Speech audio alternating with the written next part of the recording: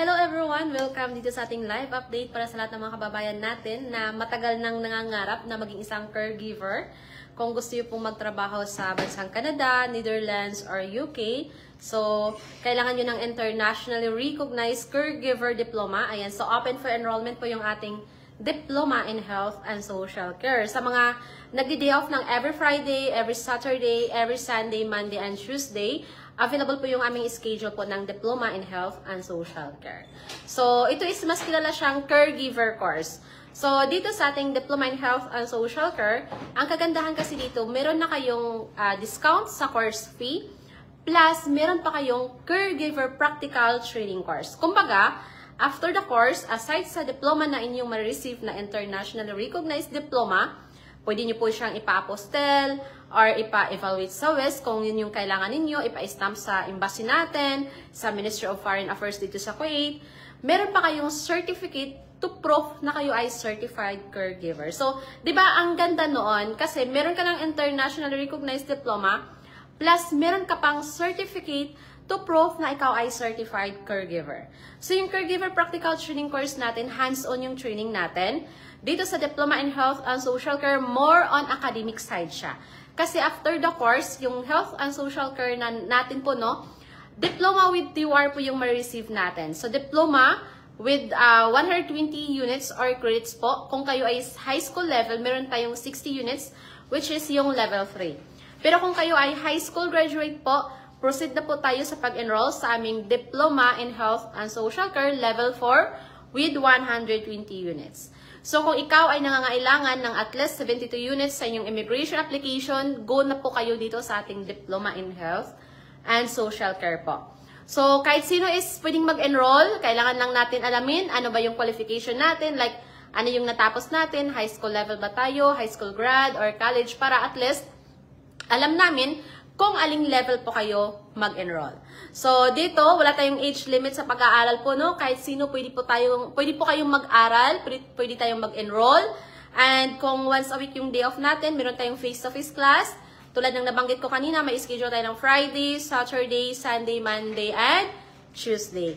Pero kung kayo naman ay twice a month lang available, pwede kayong mag-face-to-face ng twice a month. Wala siyang problema. Pero kung once a month lang yung day off ninyo, kailangan nyo lang po na magpaalam sa inyong employer na mag-aaral kayo and mag-attend po kayo sa online class. Mas advice namin sa inyo, pag once a month lang yung day off or walang day off, mag-online class na lang kayo. Kasi sa online class natin, ang advantage doon, meron siyang recorded classes na mapanood nyo anytime na available kayo. Sa face-to-face classes, wala tayong recorded class kasi actual classes yun, face-to-face siya. So wala tayong recorded class doon. Hindi siya katulad sa online na Zoom yung ginagamit natin, may recorded doon. Okay? So, yung course natin, pwede natin siyang tapusin ng 9 months or kaya 18 months.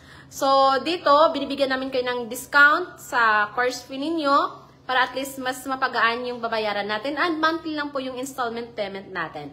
Once a week yung klase.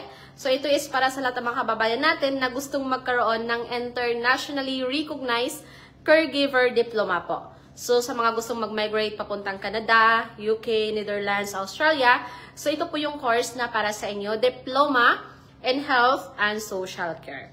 Okay, so meron tayong 120 units, meron tayong 60 units, and of course, ito is pwede natin ipa-apostel, ipa-evaluate sa WES, or World Education Services. Ayan, so, and pwede rin natin siyang ipa-stamp dito sa, or ipa-authenticate dito sa Ministry of Foreign Affairs dito sa Kuwait po.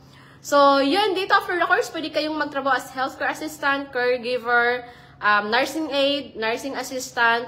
So, ang daming opportunity na nag-aantay sa inyo after the course. So, for more details, para sa ating special discount offer within this week po, no? Kasi yung start ng klase natin is ngayong December 1st week na.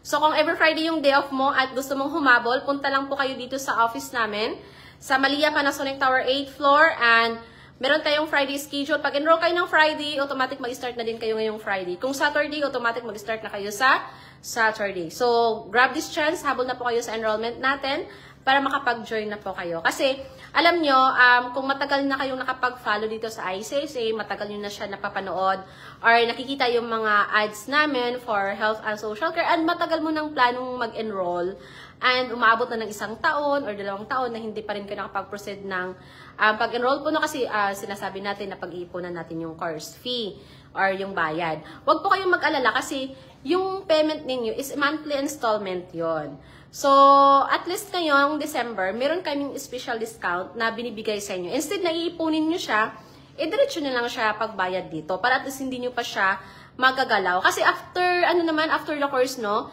ito naman is para lang din sa inyo. Kasi mas maganda pa rin na mag-invest tayo ng knowledge natin, ng skills natin, ng additional qualifications, diploma, which is magagamit natin yan kung gusto natin na mag-change ng career or kaya ay magkaroon ng panibagong opportunity.